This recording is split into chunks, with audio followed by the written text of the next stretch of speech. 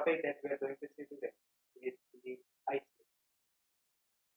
In the previous session, we have discussed that in the network layer, there are many protocols such as the ICMP, IGMP, ARP, and RAR. In the last lecture, we have discussed that what is ARP and why it is needed, the address resolution protocol. And in ARP, we saw that whenever computer doesn't know the MAC address of the device that it wants to send data to, it will first request the MAC address to that device. So in order to send message, the only IP address is not necessary. MAC address is also. So when computer doesn't know the MAC address of the device, in that case, it will use the protocol which is known as ARP, the address resolution protocol. But the computer doesn't know the IP address of the device that it wants to send data to. It will use the protocol which is called RAR, which is the reverse address resolution protocol. The protocol that we are going to see today is the ICMP, which means Internet Control Message Protocol. So let's start. The IP protocol has no error reporting or no error correcting mechanism. What it means? If you remember, in the data link layer, the data link layer provides flow control as well as error control. So whenever the receiver is not receiving any message from the sender, in that case, the receiver will request sender to send the message again. So it is the responsibility of the data link layer to provide flow control as well as error control. This type of mechanism is also present in the transport layer. But the network layer does not provide any flow control or error control. It means that whenever any packet is sent within the network layer and the packet is lost, in that case, the network layer is not able to recognize whether the packet is delivered successfully or not. So this is the biggest disadvantage in the network layer. If you remember, the data link layer is responsible to deliver data from one node to another node. But the network layer is responsible to deliver data from one device to another device. So whenever there is loss of packet, the network layer doesn't know, and in that case, it will create an error at both sides. So that is why in the network layer, we have introduced the extra protocol so that whenever there is any loss of the packet, the sender and receiver both will know that their packets are lost during the transmission, so that they can do something so that the next time there will be no error in the communication. So that is why we need the ICMP, the Internet Control Message Protocol. So what is the example of the ICMP? If you open any website on your computer, when that website is not reachable, you are seeing a message on your browser that the website is not reachable. Sometimes you also see message that the destination is not reachable or it is not found. So those type of messages are generated by the protocol which is called the ICMP, and ICMP relies in which layer? The network. Let's see more about the ICMP. There are mainly two types of services that are provided by the Internet Control Message Protocol. The first one is the error reporting messages, and the second one is the query message. Let's see the error reporting message. The error reporting messages is further divided into 5 types. The first one is called destination unreachable, then source quench. The third one is time exceeded. The fourth one, parameter problem, and the last one is redirect. Let's see in detail these all types one by one. So the first type of the ICMP is that the destination unreachable. For example, there are two devices A and B which are connected by routers R1, R2 and R2.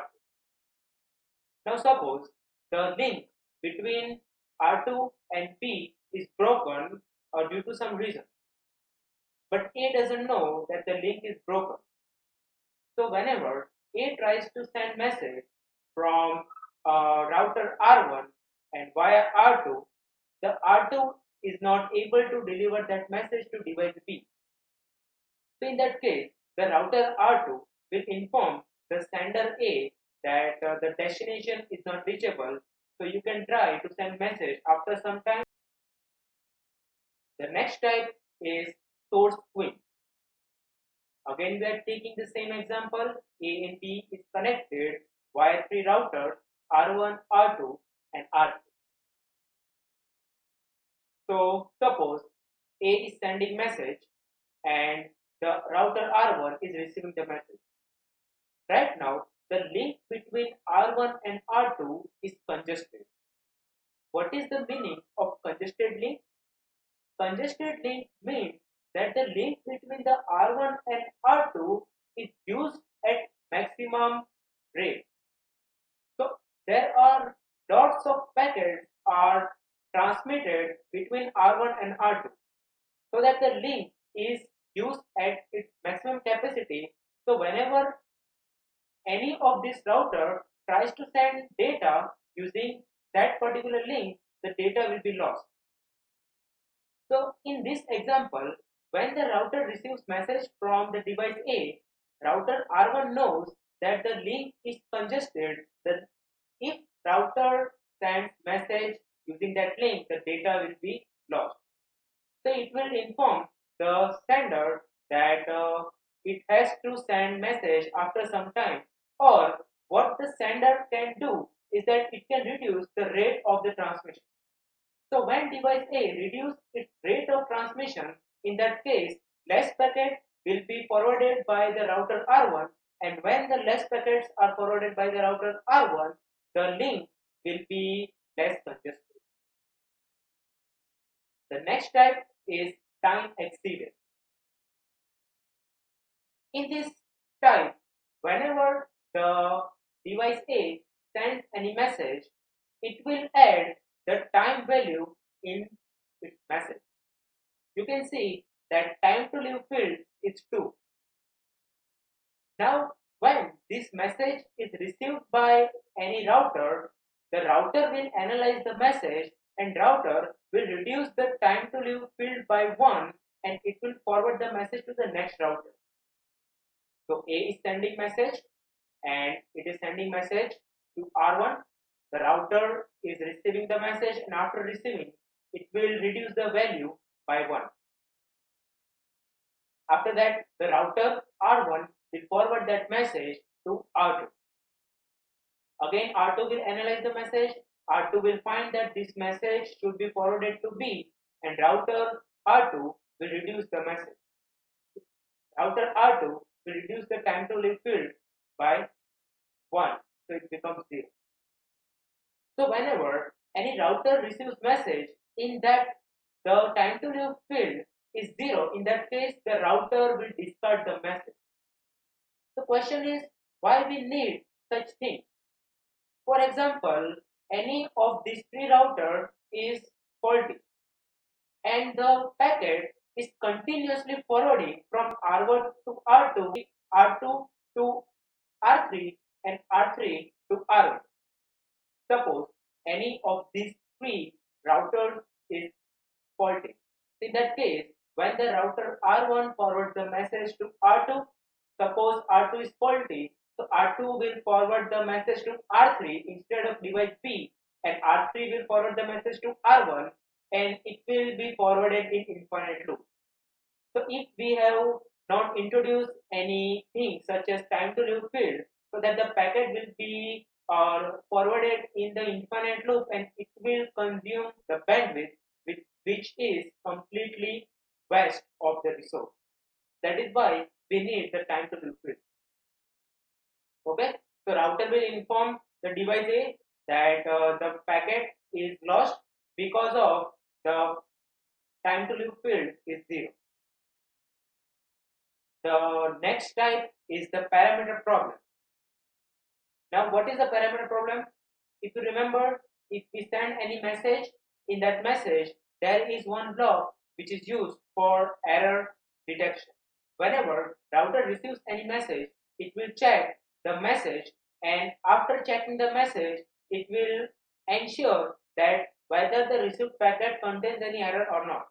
If the packet does not contain any error, it will forward the message. Otherwise, it will discard it. The next type is the redirect. Now, what is the meaning of redirection? Suppose A is sending message to B again. So A is sent message to R1, then R1 has forwarded message to R3, then R3 has forwarded message to R2, and R2 has delivered message to B.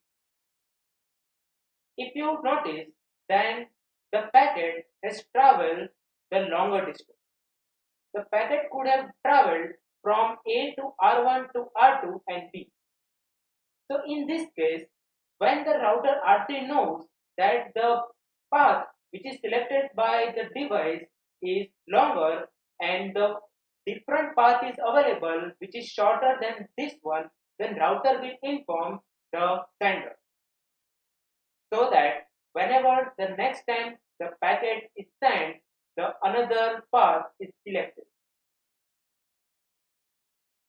So A will send message and router will forward the message with the shortest. Now let's see the types of the query messages. The query messages has 4 types. The first one is the echo request and reply. The second one is timestamp request and reply. The third one is address mask request and reply. And the fourth one is router solicitation and advertising. Now let's see these all types one by one. So what is the meaning of echo request and reply? This message is generated by sender in order to check whether the destination is reachable or not. So it will send message. It is just a query message which is sent to the receiver. Suppose A wants to check that router R2 is reachable or not, so it will send the query message, and when the router receives the query message, it will reply that it is reachable. Okay, the example of the echo request and reply is the ping message.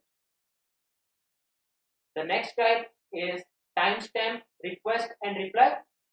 Now, what is the timestamp request and reply? The timestamp request and reply is used by the sender to check how long its packet takes to reach to the destination. So A will send the message, and when the message is come back to the sender, and from the field of the time, A will know that how much time it takes. The next one is address mask request and reply. If you remember, the IP address has different value of mask.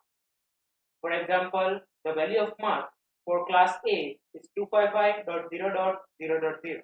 For class B, it is 255.255.0.0. So every IP address has different value of mask. So whenever the sender doesn't know the mask value of the receiver's IP address, in that case, the sender will request the mask value of the receiver using this message. So it will request the mask and the router will reply with its mask. And the last type is the router solicitation and the advertising. This message is generated by a router and it is to inform all its adjacent router that it is alive and it can forward the message at any time. Router is trying to say that I am ready to receive any message. Now let's see the message format of the ICMP. This is the message format of ICMP. The first field is the type, then the second field is code, then 16-bit is checksum, the rest of the header and the data set. The value of the type field will decide whether it is a request message or it is an error message. You know the checksum, and the rest of the header is for the extra information and data is for data section. And this ICMP message is encapsulated in the packet. So these all protocols that we discussed, that ARP, RARP, then ICMP, IGMP, these all protocols are having their own message format. But ultimately, these formats, these messages will be encapsulated in the IP datagram in the data section of the packet, and it is generated in the network layer, and then it will be sent to the receiver. So this is it for the ICMP message. And if you have any doubt, you can ask me in the comment section. And thank you so much.